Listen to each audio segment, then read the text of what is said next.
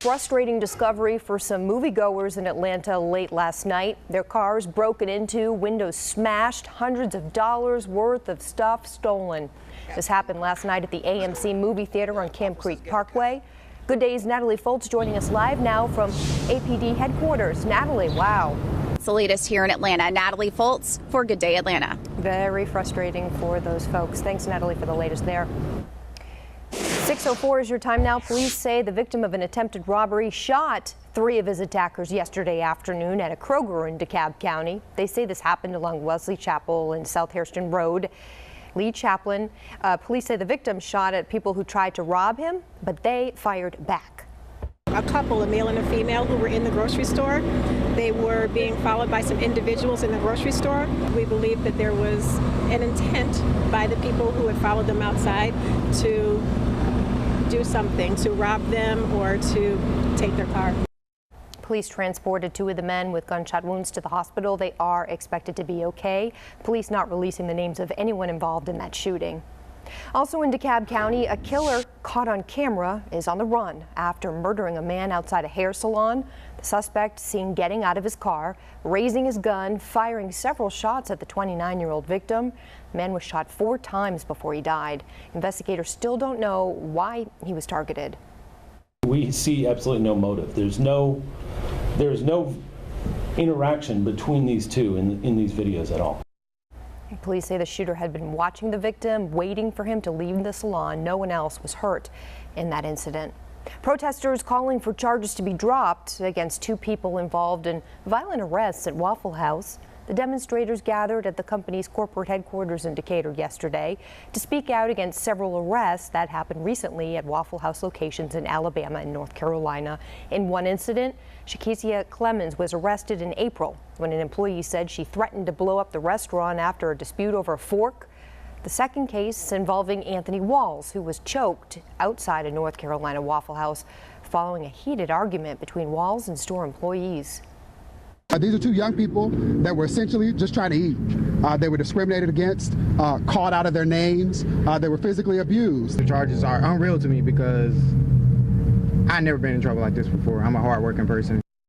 Waffle House is standing by its employees. In a statement, the company said it regrets that the incidents happened at all, but they say after reviewing each case, Waffle House believes employees made the right decision to call police. A bowling alley in Noonan hoping to reopen this weekend after a heavy rainstorm caused part of the roof to collapse Friday. Junction Lanes initially hoped to reopen for business yesterday, but management says inspections still need to be completed. Crews still need to clear out more debris, repair damage. In particular, standing water caused the roof over the indoor golf area to collapse, ruining a sprinkler line. Actually caused one of the main sprinkler valves to break, which caused a lot of water damage inside. General manager of Junction Lanes says they hope to be open for business by Sunday. The man who allegedly shot and killed a teenage girl is behind bars this morning. 50-year-old Simi Reed is facing charges for the murder of 17-year-old Janae Owens and for shooting the teenager's mother as well. Decatur police say Reed pulled up to their car at a red light and just opened fire. Fox 5's Alexa Liaco spoke to the girl's mother, who says she will fight to keep her daughter's hopes and dreams alive. Certainly keeping that family in prayers. We'll take a look at this man, 30-year-old Sergio Moon. He's behind bars on murder charges. Monroe police arrested Moon Friday for the murder of a great-grandmother in Norcross. Authorities say Moon shot 68-year-old Linda Flint inside of an apartment off West Marable Street. Moon faces charges of murder, aggravated assault, and possession of a firearm by a convicted felon. Developments in Habersham County now. A man was rescued after falling 20 feet into a creek. Emergency crews were called to Panther Creek Falls yesterday. The wet conditions forced aviation units to be grounded. The man was eventually taken to the hospital. There's no word yet on his condition. And this morning, police are trying to track down the culprit of a hit and run.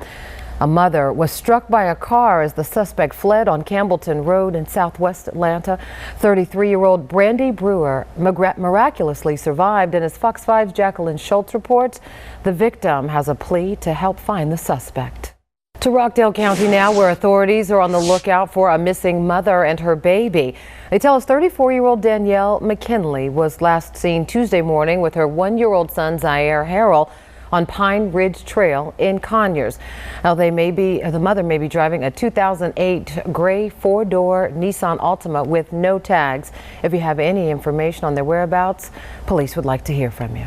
We're monitoring some breaking news now in Fulton County this morning. The GBI is investigating a deputy-involved shooting in College Park. Authorities say 2 deputies were working an off-duty job at the Cozumel Mexican Cantina restaurant. That's on Old National Highway. It was about 1 o'clock in the morning when investigators say someone opened fire after a fight broke out between a group of people in the parking lot. A deputy and security guard fired back, hitting the suspect. He was taken to Grady Memorial Hospital, and we're learning a female bystander was also shot, is now being treated at the hospital. Deputies involved in this not hurt. Our crew now headed to the scene, gathering more information on this breaking news. More than 100 years after he was convicted of doing something that should never have been criminal, President Donald Trump may give boxing's first black heavyweight champion a full pardon.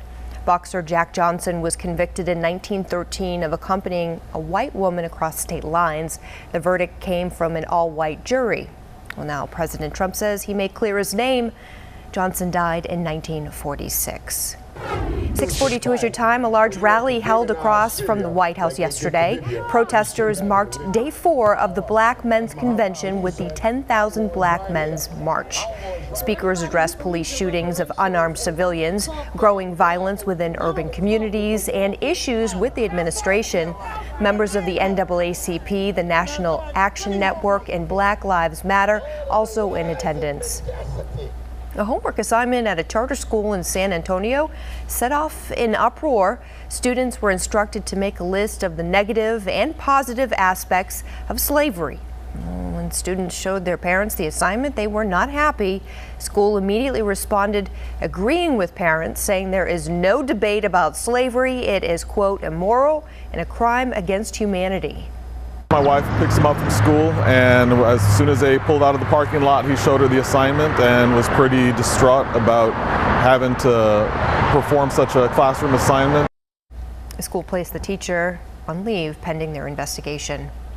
NFL free agent Colin Kaepernick received a high honor from Amnesty International, the human rights organization honoring him with its Ambassador of Conscience award Saturday in recognition of his civil rights protests. The former San Francisco 49er began taking a knee during the national anthem as a way to call attention to racial injustice and police brutality. It is the people's unbroken love for themselves that motivates me, even when faced with the humanizing norms of a system that can lead to the loss of one's life over simply being black. The NFL committed $90 million over the next 7 years to social justice causes in response to the protests Kaepernick sparked.